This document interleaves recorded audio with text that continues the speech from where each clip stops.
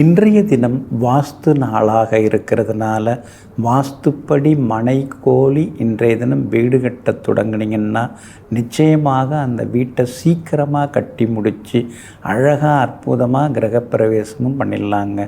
வாஸ்து நாள் எந்த கிழமை, எந்த திதி, எந்த நட்சத்திரம், எந்த யோகம் கரணத்தில் வந்தாலும் நாம் அன்றைய தினம் வாஸ்து பூஜை செய்யலாங்க. சிலர்லாம் சார் இன்றைக்கி மந்த யோகமாக இருக்குது, இன்றைக்கி கரணம் சரியில்லை, இன்றைக்கி யோகம் சரியில்லை, இன்றைக்கி திதி அஷ்டமியாக இருக்குது, பரவாயில்லையா அஷ்டமி திதியில் வாஸ்து நாள் இருக்குது, வீடு கட்ட தொடங்கலாமான்னு கேட்குறாங்க. தாராளமாக தொடங்கலாம். வாஸ்து நாள் வாஸ்து புருஷன் நித்திரை விடக்கூடிய நாள், அப்படி இருக்கனால பண்ணலாம். இன்றைய தினத்தை பொறுத்த வரைக்கும் காலையில் 9:58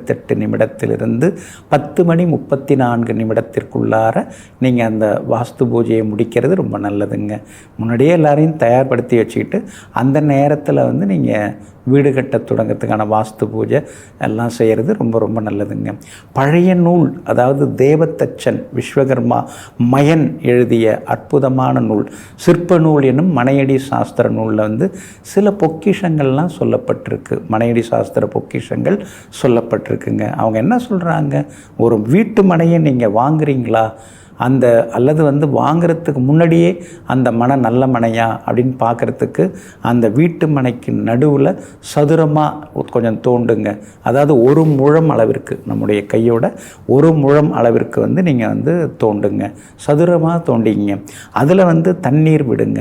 அந்த தண்ணீரில் ஒரு மலர், அதாவது அண்டலர்ந்த மலர், புதுசாக செடியிலேருந்து பறித்த மலர், அந்த தேனோடு இருக்கிற பூன்னு சொல்லுவாங்க இல்லைங்களா, அந்த பூ காம்போட அந்த தண்ணியில் அப்படியே எடுத்து வைங்க. அது சுழல ஆரம்பிக்கும்.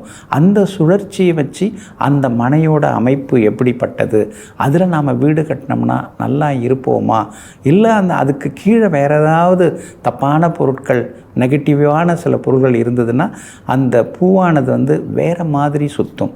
அந்த நூலில் என்ன சொல்லப்பட்டிருக்கு, அந்த புஸ்தகத்தில் என்ன சொல்லப்பட்டிருக்கு அப்படின்னு சொன்னால், ஈசான்யம், அதாவது அந்த பூவை நாம் நடுவில் வச்ச உடனேயே அந்த பூ அப்படியே சுழன்று கொண்டே வரும். அது சுழன்று கொண்டு வரும் பொழுது ஈசான்யம்னா வடகிழக்கு திசை, அந்த வடகிழக்கு மூலையில் போய் அந்த பூ நிற்கிது அப்படின்னா அந்த பூமியால் நமக்கு ஐஸ்வர்யம், யோகம், லக்ஷ்மி கடாட்சம், புத்திர சந்தான பாக்கியம், அதாவது குடும்ப அபிவிருத்தி, இதெல்லாமே நிச்சயமாக கிடைக்கும். அப்போ வடகிழக்கு திக்கில் அந்த பூ போய் நிற்கும். அது பாசிட்டிவ் எனர்ஜி ரொம்ப அதிகமாக இருந்தால் அந்த இடத்துல போய் அது நிற்கும். அடுத்ததாக பார்த்திங்கன்னா இந்திரனுடைய மூளை, அந்த மூளை எது அப்படி, அந்த கார்னர் எது அப்படின்னு பார்த்திங்கன்னா இந்திரனுடைய மூளைங்கிறது கிழக்கு, கரெக்டாக கிழக்கு திக்கு. அந்த திக்கில் போயிட்டு அந்த பூவானது அப்படியே சுழண்டு சுழண்டு சுழண்டு கிழக்கு திசையில் போய் நிற்கிது அப்படின்னு சொல்லி பார்த்தா அதில் லக்ஷ்மி கடாட்சம் நமக்கு அதிகரிக்கும், தீர்க்காயுஷ் யோகங்கள், அதுக்கடுத்து எதை தொட்டாலும் அதில் ஜெயம், அரசருடைய நட்பு, இதெல்லாமே கிடைக்கும். சந்தான பாக்கியமும் நல்லாயிருக்கும். அருமையான புத்திர பேர், அதாவது நல்ல பிள்ளைகள் பிறந்து எல்லாம் நல்லா சிறப்பாக இருப்பாங்க. அதனால் இந்திரன் மூலையாகிய கிழக்கு திக்கில் போய் அந்த பூ நின்னாலும் அந்த மனை நல்ல மனை, அதில் நம்ம வீடு கட்டி வாழலாம் அப்படிங்கிற முடிவுக்கு வந்துடலாங்க. அதே போல் பார்த்திங்கன்னா தென்மேற்கு நைருதின்னு நாம் சொல்கிறோம் இல்லைங்களா, கன்னி மூலை அப்படின்னு சொல்கிறோமே, அந்த மூலையில் போயிட்டு அந்த புஷ்பம் பூவானது போய் நிற்குது அப்படின்னு சொன்னால் அது அந்த மனை அஷ்டலட்சுமி யோகத்தை நமக்கு தரக்கூடிய பூமியாக அது இருக்கும். அதே மாதிரி தனதானிய சம்பத்து, லாபத்தை தரக்கூடியதாக இருக்கும், வற்றாத செல்வத்தை தரக்கூடியதாக இருக்கும்னு அந்த மனையடி சாஸ்திர சிற்ப நூலில் சொல்லப்பட்டிருக்கு. இன்னொரு பக்கம் வருணன் மூலை என்று சொல்லக்கூடிய மேற்கு திசையில் போய் அந்த பூ நின்றுச்சுன்னா காரிய சித்தி, தொழில் லாபம், ஃபேக்ட்ரி, கம்பெனி வச்சு நடத்துறது, அந்த மாதிரி யோகங்களையும் எதிர்பார்க்கலாங்க.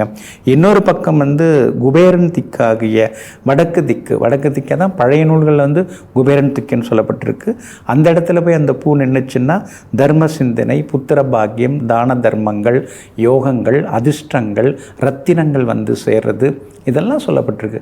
எளிய பரிகாரம். அதனால் நீங்கள் ஒரு வீட்டு மனை வாங்குறீங்க அல்லது வாங்கிறதுக்கு முன்னாடி அந்த மனையில் இதெல்லாம் செய்து பாருங்கள். அந்த தண்ணீர் கொட்டுங்க, அந்த பூவானது எந்த பக்கம் போய் நிற்குதோ அதுக்கு தகுந்த மாதிரி நாம் முடிவெடுக்கலாங்க. இதுக்கு பெருசாக நம்ம செலவு பண்ண வேண்டிய அவசியம் இல்லை. அதனால் பழமை உண்மையான வாஸ்து சாஸ்திர நூலில் சொல்லப்பட்டிருப்பதை தெரிந்து கொண்டு வளமையாக வாழ்ந்து காட்டுவோம். நெஞ்சிற்கினியவர்களே, சோமவாரமாகிய இன்றைய நாள் உங்களுக்கு அனைத்து சௌபாக்கியங்களையும் அள்ளித்தரும் அதிர்ஷ்டகரமான நாளாக அமையட்டும். மீண்டும் நாளை காலை சந்திப்போம். நன்றியுடன் உங்கள் ஜோதிட முனைவர் KP வித்யாதரன். வணக்கம்.